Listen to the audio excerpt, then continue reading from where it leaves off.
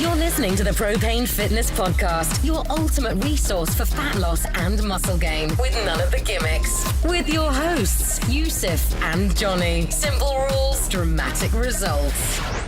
Hello and welcome to the Propane Fitness Podcast. Today is a pretty special day because it's the first time that me and Johnny have ever spoken to a woman. So, not just in the history of the podcast, but just ever in general. Ever, yeah. So we're both pretty nervous right now.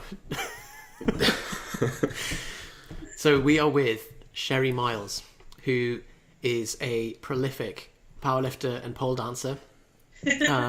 And we're looking forward to getting into this stuff. But first of all, Sheri, hello. Would you rather be able to see 10 seconds into the future or 10 seconds into the past? Oh, that is such a good question. Definitely 10 seconds into the past. Sounds weird. Okay. But that can change your future. Ah. If you do something, sometimes you do it without thinking, and you're like, damn, I wish I did Go something. back. Just rewind, undo. Change it again. Change it. I suppose you could. You know, like the film Back to the Future. It would be really good for a temp selection, actually, for powerlifting. Wow, yeah. Yeah, how awesome. Although...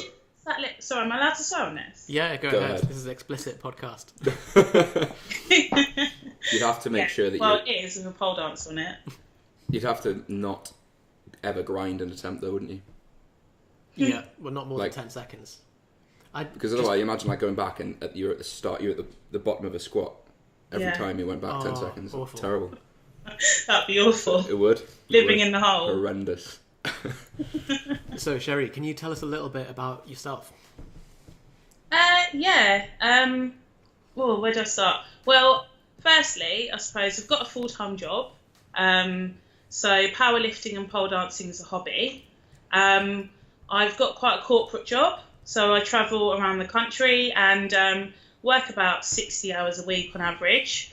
I work in the medical sector, so I do all the training and compliance for endoscopy. I work for a company called Olympus. So yeah, I do all of that. So I work in hospitals around the UK. And then, yeah, on the side, as a hobby, I do pole dancing. I've been doing that for 4 years. And I took up powerlifting about 2 years ago. I started training. And my first competition was about 19 months ago. So, yeah, I mean, and I haven't looked back since then. So that's a little bit about me. Oh, and I'm 30 years old. I'll share my age. So, I think age is wisdom sometimes. I don't know what an endoscopy is. I don't know whether I should ask. Is it a weird thing? Do you want to know? Probably the fact that you're asking that suggests that no, I don't. Yusuf's a medical student, so... You might need one. Oh, are you, Yusuf? I need one. What, now? Like, soon? I better know. Tell me what an endoscopy is, Yusuf. You could do... Go on, you. So it's a little camera on the end of a tube that goes in one of your many orifices, yeah. Yes, natural. It's multi-orifice. Could be anything. Could Awesome. be. Glad that I know that now. That's Any, by the way. nice way to start the podcast. Yeah.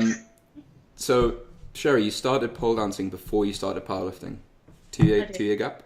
So what got you into powerlifting to begin with? It was pole dancing directly. Okay.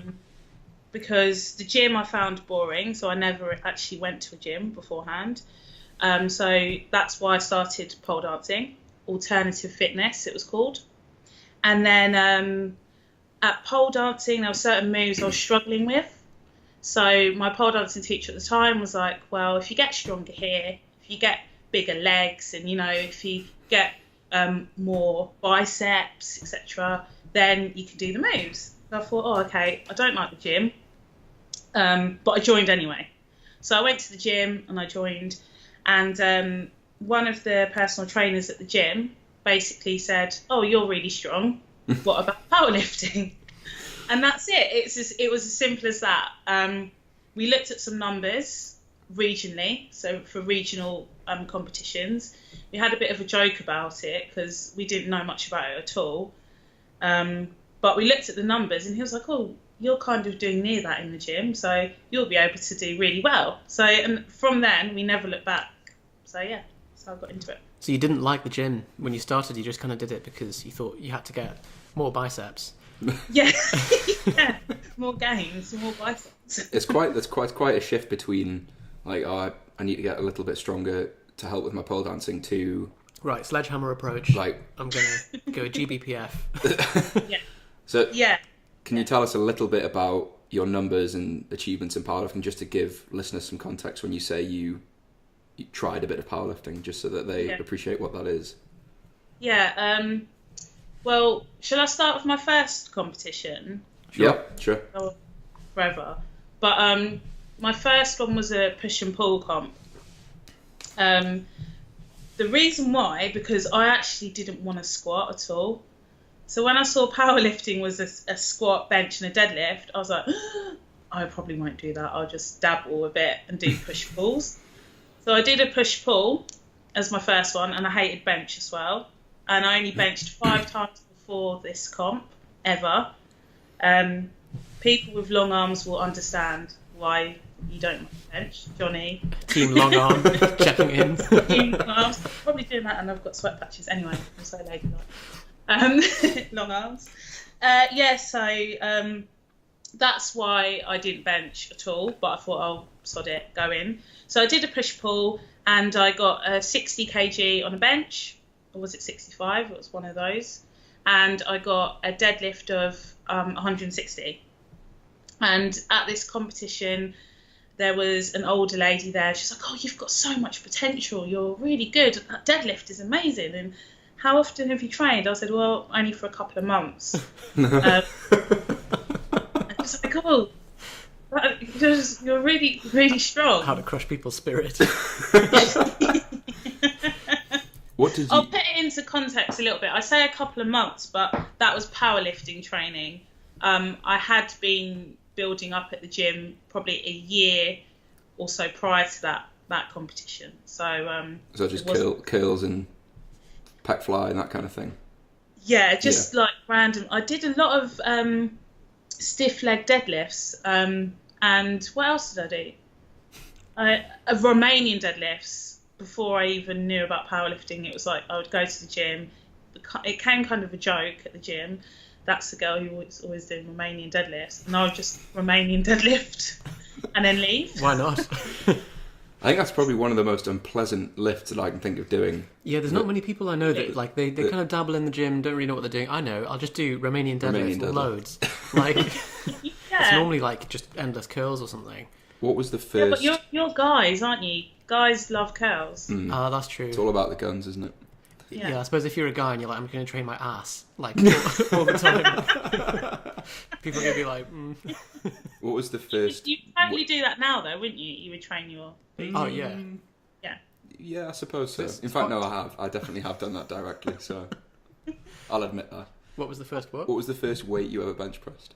60. It was 60 for me as well. Was it? Yeah. However, the second week, I forgot that the bar weighs 20. And so I put 80 on and just got pinned. Had to do the roll of shame. I weighed about 50 kilos at the time. This one, wait, all the way over that side. There were clips on, so I had to roll it down. Oh, what, over your everything? Down, yeah, over my everything. Over empty your gym. orifices. Felt like a bit of an idiot. Empty gym, though. The bar doesn't weigh 0. That's a rookie mistake, is it, though, to do that? Oh, yeah. We first got taught to bench press on, like, you know when you do PE at school? Yeah. And there's those benches that everybody, like, sits on while they're waiting. Do you know what I mean by that? No, we were lying on one of those. Do you remember? Yeah. And we had someone, two like, friends lift the bar up. We held it, brought it down. 60 kilos. Really flat back, obviously, as well. No arch or anything. Yeah. So they're the times. 60 kilo bench press is incredibly good for your first competition. Oh no. We just got disconnected there, guys. Back on with Sheri. Yeah. Well, no, that's Gosh. Right, Sheri, off you go. Okay, let's do So, where that did again. we finish? Oh, 60 kg bench, right? Yeah, I That's was just saying we how left good it off. is for your first competition.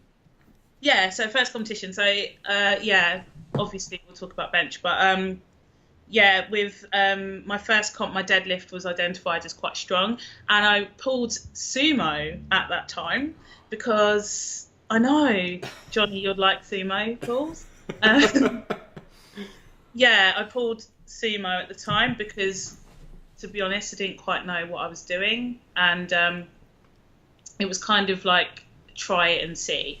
So that's what I did, and if you do follow me on Instagram at all, I have posted the video not too long ago of me failing a 165 pull at that comp, doing a sumo stance, and it is abysmal. What's your Instagram handle? What's my handle? Or your Instagram Name. is that a very American Name. thing to say? I think it is, yeah. My Instagram name, okay, it is Sheri, which is spelled Sheri, and it's a double underscore Miles. So there's another Sheri underscore Miles out there who gets tagged on the stuff, bless What a her. bitch. She got there first. You should message her and get the single underscore from her. Ask for a swap. Yeah, I could. I don't know what I would trade her with, though. I can't really afford to pay her for it. Teach her how to sumo deadlift. Yeah? We're just... Is this the video here? That's the one. That's it. Yeah. Yeah.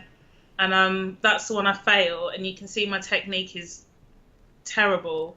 You can tell that I'm a complete newbie It's an to interesting it. setup. Yeah. Yeah, it just swung out in front, didn't it? I mean, it is. Yeah. Yeah. It is really heavy, so I think it's excusable, to be honest. So what was that attempt? 165. That was my final attempt. Oh, 165, yeah. Yeah, 165. I got 160. It went up again, quite ropey, but it did go up. But yeah, so that was my first competition anyway, and that's where I identified I was strong. Went back to the gym, and then I got a proper coach. I call him a proper coach, but he was the gym owner, and he's a very good personal trainer. He's so good that he's just decided to coach me for nothing. He's very committed, and he loves powerlifting.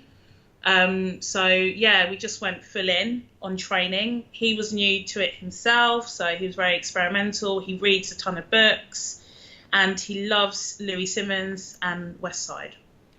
So he bought so much equipment for a tiny little gym, and we worked with my levers and identified that I'm a conventional deadlifter, and then we started squatting, which at one point I just wanted to quit powerlifting. So yeah, and then my second comp I got quite a good squat.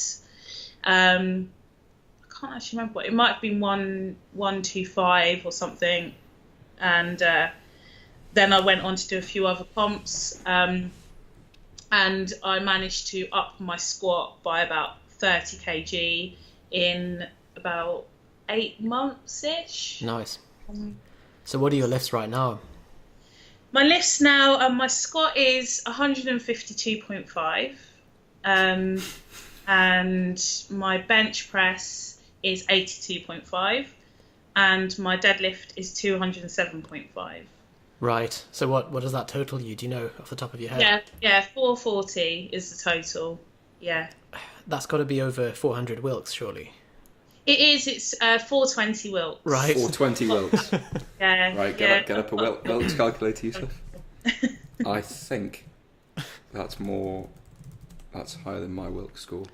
That is fantastic. So you're saying things basically took off once you started getting coaching, and you could direct this engine of strength into some proper programming. No, and I'm male. Yeah, I'm male, not Oops, female. sorry, Johnny. It's okay. It's easy Yeah, to you say. look like a male, I think. 6, 7, 8. I don't think my Wilks will be higher than yours. What was your Wilks again? 420 was it? 20. So mine's 425. 0.92. 425. So close. it. Goodness me. I've been doing this a bit longer than 18 months as well. How long have you been doing it for? I think my first competition was one that Yusuf forced me to do. So, yeah, I think in your case, your first competition was very much later than it should have been. I think you should have started competing earlier. A long time ago, yeah. Probably, like, it was like 2013? End of 2013? 2014? Something like that, yeah. So, Okay, so 3 years-ish. yeah. Thereabouts. It goes quickly though, doesn't it? Does. Lifting for... Yeah, I've been lifting for 10 years, yeah. But my Wilks has only just recently come up to that level. Like, it was much lower than that for a while. So, I think it's... I mean, your lifts are incredible, to be honest, as I'm sure you're aware. But where does that rank you nationally? Nationally, what, for last year, 2016? Yeah. Rank? Yeah. I came on Wilks, I was placed 10th in the country. And in your weight class? In my weight class, I was... Oh, good question. I don't think I know. It's like... were you at British? Were you at the nationals competition? Yeah, I was at the British and I came second, but on Wilks I won. Nice. So okay. I think that puts me, because I'm 84 lifter, and I weighed at the British 74.5. So I'm at the bottom of my weight class. It's the thing about going to these competitions where all these like freaks come out of the woodwork, these like really good lifters, and you're like, where have these people been hiding from? Yeah. Totally. So in your story, basically, you were initially pole dancing. You wanted to get a bit stronger, as per the teacher. You were like, okay, I'm going to go to the gym for a bit. Yeah. People were like, you're a bit strong. You should maybe start competing. You started taken under the wing of the gym owner, and things have just shot up there to a 420 Wilks. Yeah. Right. That's it in a nutshell. In 20-second description, that is bang on. That's it. That's it. Yeah. Is those lifts that you read us, are they your last competition lifts? Like, are they best competition, or are they current gym PBs? They're current competition personal bests. In fact, they're what I got at the British. Okay. Since the British, I've had a few ups and downs, which I'm sure we're going to talk about. But I got pretty much the same total at the Home Nations competition that I was lucky enough to be selected for. And my Wilks was slightly lower because it was near Christmas and I ate a lot of food. So I was heavy. Easily done. I know that problem. So can you talk a little bit about the pole dancing as well? So when I assume, so you've continued pole dancing throughout all of this. How has that improved, or how has that been affected? To not ask a leading question, since you've started powerlifting. Again, that's been quite up and down. What I've found with powerlifting, it makes you really rigid, as you both will know. It makes you, when your muscles grow and you don't stretch as much, of course, you get quite stiff. And then with my job, and I drive around a hell of a lot, so I sit down a lot. I'm quite inactive in that sense. Then I just found myself becoming increasingly stiff and losing flexibility a little bit. So it did have a bit of a negative impact on my pole dancing. To be honest, I was always the laughing stock of my pole dance classes for being so unflexible before powerlifting. So after powerlifting and during, there's a few moves that I kind of struggle to get into right now. But it has had a positive effect on my strength, definitely. Cool. Yeah, I think the level of flexibility demanded from a pole dancer, I imagine, is pretty up there. So yeah, it's high. I mean, for you guys, can you like get your leg above your head and do flexy stuff like that? Or You probably can. So, quick side story. We went to yoga yesterday evening. Awesome.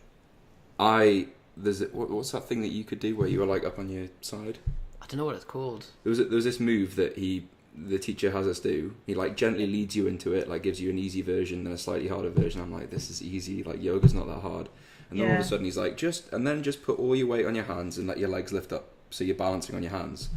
I did it, fell on my side, and as I fell on my side, could just see Yusuf just effortlessly.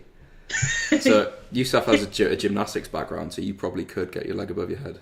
Or somewhere close to. It wouldn't. I don't think it would be as graceful as a pole dancer, but we could try. If you're wearing jeans, it's hard as well. Yeah. It's the trousers. Yeah. It will be there. Go on, Johnny. No, it's not going to happen. Pretty good. It's not going to happen. I think I could maybe, if I was doing like leg swings, get somewhere near. Like, is that cheating? It's cheating because you're using momentum then.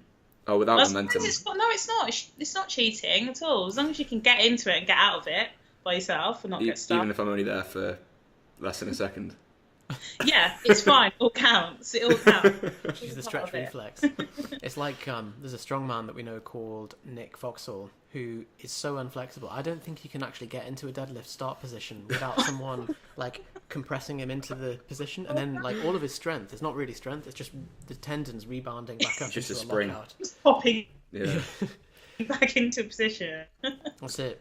So, oh, bless him. So flexibility is a challenge, and flexibility is made worse by powerlifting impacting pole dancing.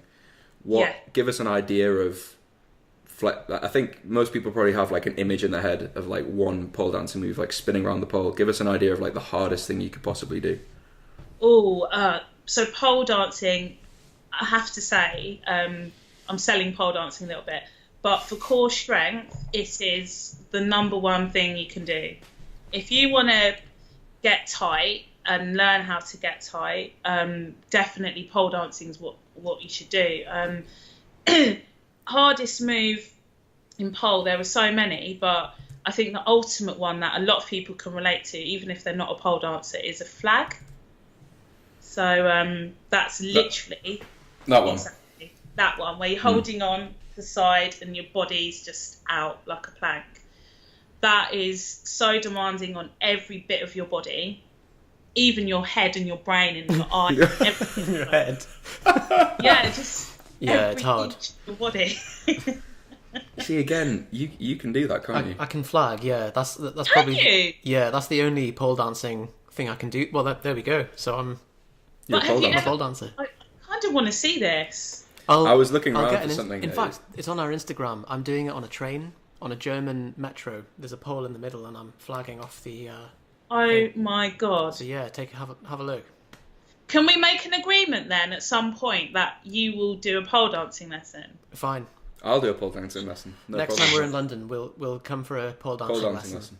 I'm so excited. Genuinely, I'm next not London? kidding either. So All that's going to end up happening with that is I am going to end up either getting really hurt or laughed at or both.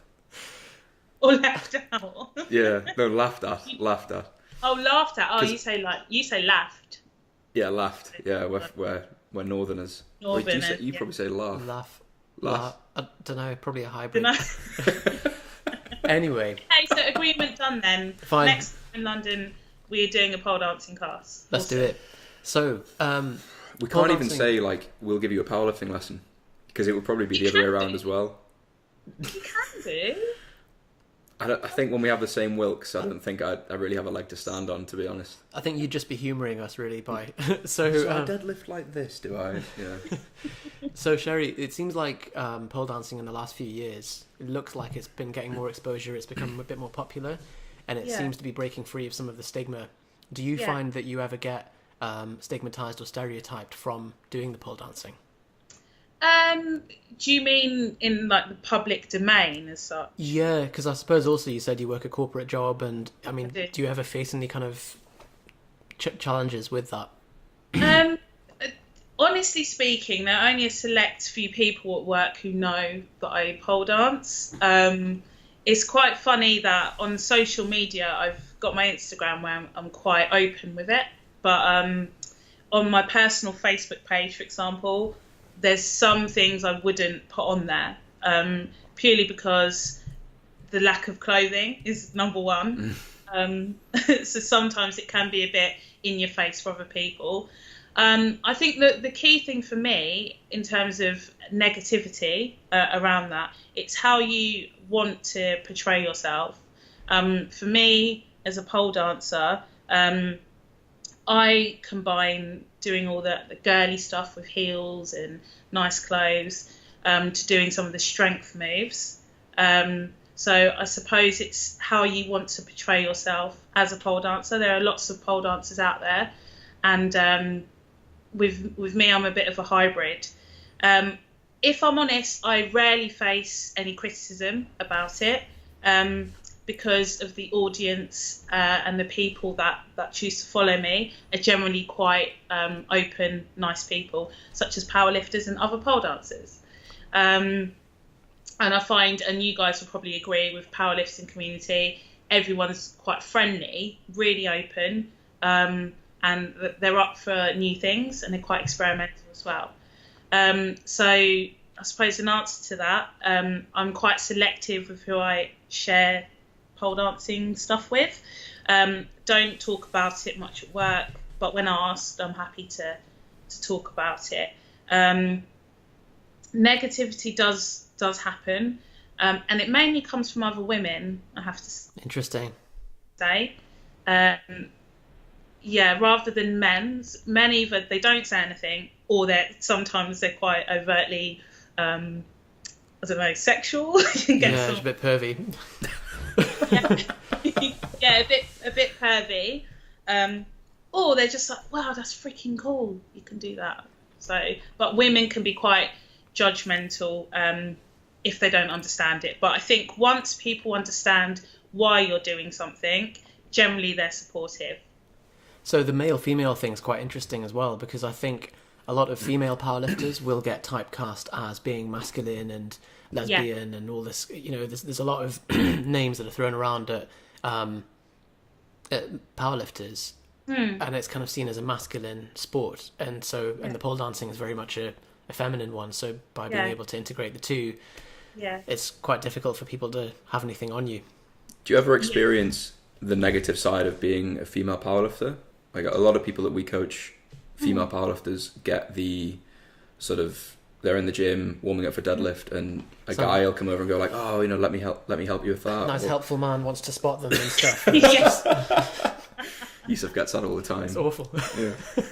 I'm just a damsel in distress. Do you guys get women coming up to you, go, do you need a spot? All the time. No, I usually get, why are his legs so long? That's what I normally get. Yeah. But your legs, kind of going off on a tangent. Oh God, I know. Oh dear. We're going to talk about legs. Sorry, that's my phone. Going off on a tangent. Your legs are really freakishly long because you've got a long femur and You'll a long. upset him. Careful. No, it's a compliment in a way. In a way. No, it's a it's a compliment. It is a compliment. But I mean, I was just looking. You've got really long tibia and a really long femur. So you've got like double whammy. The worst. The worst of both worlds. How many inches are your legs? Do you not? Have you measured them? No clue. Okay. I thought I'd have a look at them and just see if I could eyeball it, but it didn't work. So, I think it was something that I didn't really realise until I started powerlifting. And even then, I'd been powerlifting for a while before anybody kind of mentioned to me, like, by the way. And then there's this wave on Instagram, just the comments. I'm sure you've seen it. I've seen it. Yeah. I think you've probably been part of it at some point. You have. Yeah, I liked something. I remember Paul Reese posted a video on Bournemouth Barbells. Yeah, that's where he called me Ross, I think. He said, like, this is Ross, under 93 lifter. And there was just like a boom, boom, boom, boom, boom, boom, boom, like, oh my God, look at his legs. But why did he call you Ross? I think just a mistake. It was the first video he'd ever posted. It wasn't like anonymity to try and protect the innocent. Yeah, I was thinking that. No. Although that was one of the first things he ever said to me. Right. You have long legs. Full stop. Yeah. But you've definitely used what you've got to your advantage then. It doesn't ever really feel like a disadvantage, to be honest. Like when I'm squatting, I never think, oh my God, this is so... Like obviously it's difficult, but then I think everybody finds squatting difficult. Yeah. So it's a horrible lift. Especially deadlift. Like it's a massive help. I think it probably makes your lifts look more awkward than they feel, because you feel very stable in a sumo Oh, position. Yeah, immovable. Yeah. But yeah, I mean, because I remember you saying that you struggle with long leg proportion relative to you have long leg, short torso. Yeah. Yeah. Yeah, I Do do. you find that a problem? But I think, just like you said, it's only something I really identified with when I started powerlifting. I always knew I was tall. I'm 5'9", so I'm tall for a girl, and it was quite obvious when I went into all these comps and I was like taller than every other girl that I was tall. I think that's the reason I stuck in 84s because of my height. But yeah, I only really kind of realised, oh yeah, shit, my legs are really long when I started squatting. But then I kind of, like you said, I don't actively think about it. It's only when you fall on hard times, I think, you kind of search for something and you're like, it's because I've got long legs. But other than that, I don't. It does. I suppose it occasionally crosses my mind, like when I'm unracking like a 1 rep max, I'm like, that is a long way down. Like, yeah. If I get stuck down there, like these guys are gonna have to really, really help me. But I think you just get used to it, don't you? Same as if you have I suppose you have long arms for bench press as well. Yeah. Also a struggle. Yeah, so that's also. But then you deadlift over 200 kilos, so. Yeah, exactly. So it's like you can balance it out, right? Yeah. So yeah, it's good. But in terms of female powerlifter struggles, like you said with the spotting thing, or the gym bros as I call them, it can be a problem, but. That's it for part 1 of our interview with Sheri Miles. Check back next week for part 2, where we discuss perceptions of women in powerlifting, how to deal with unwanted attention and advice in the gym, female inspirations in powerlifting, and also how to get sessions done when travelling around the country. So check back next week for that, and we'll speak to you then.